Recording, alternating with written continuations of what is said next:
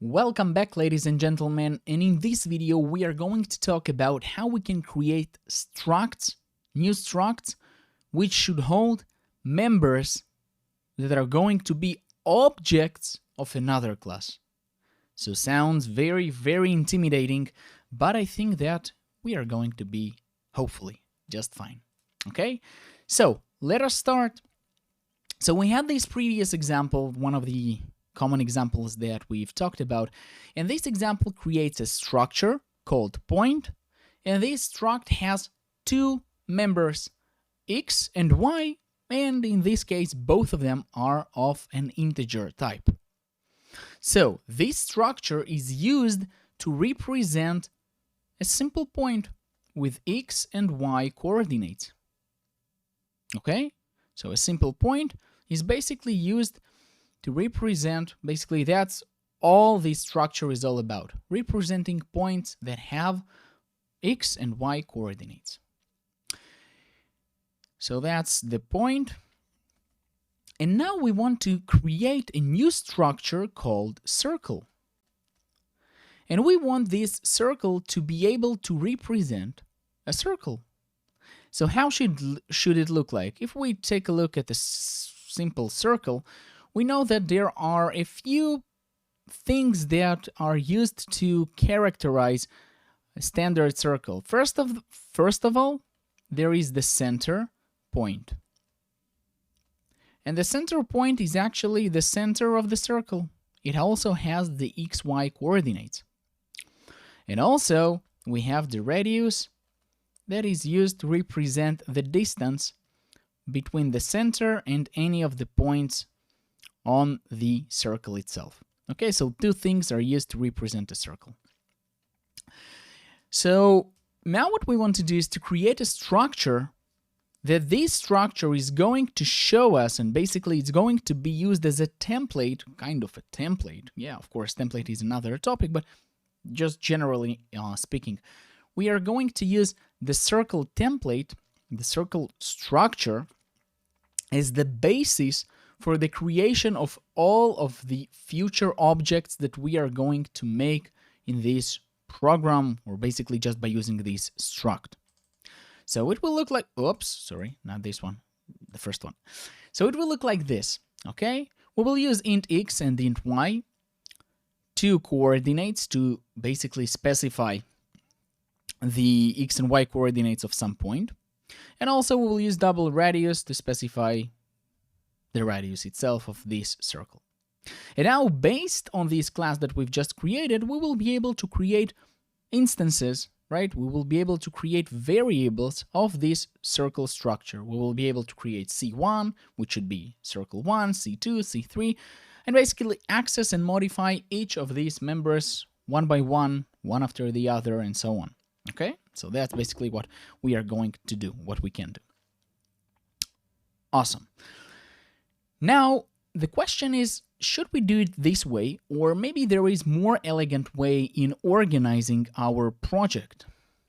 So we know that x and y, both of them, are used to represent a point, right? So basically a circle can be represented as a radius and a center point. So why should we keep it int x and int y and basically kind of duplicating the code? We can make it much more elegant by using the following structure. So the structure is the same, type def struct circle. We are using a circle structure. We're creating this structure. And now we are going to use what? We are going to use point center. What does it mean? Let's try to understand what it means.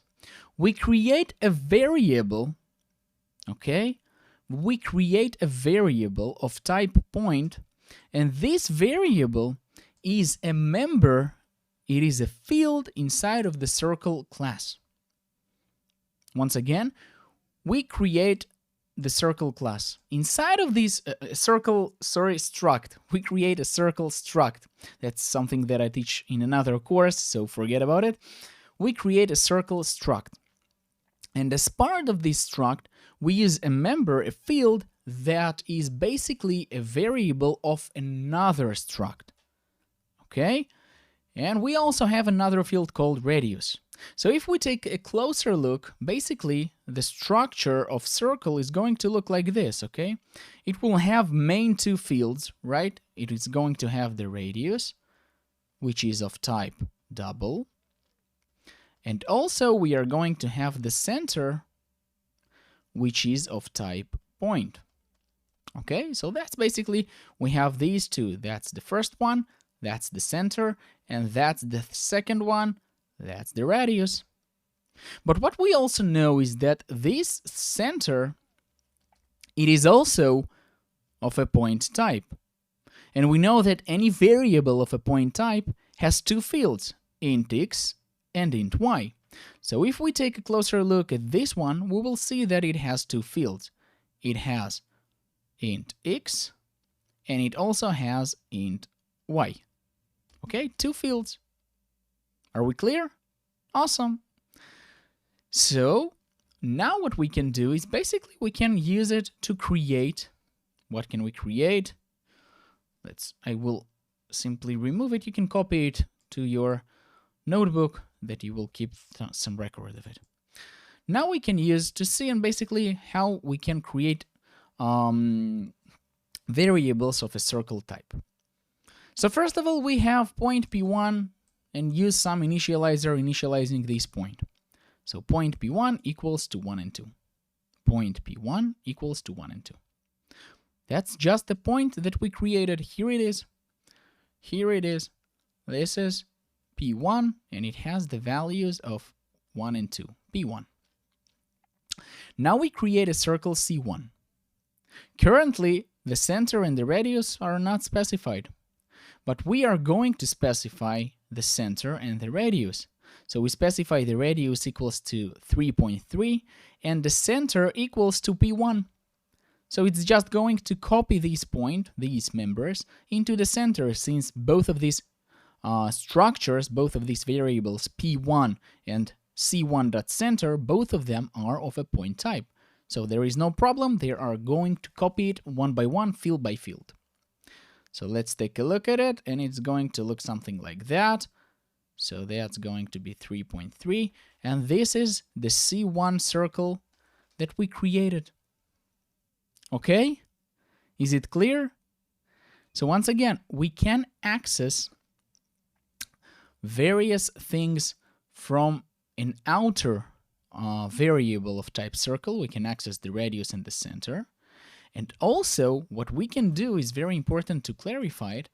We can access and print, let's go like this. Let's simply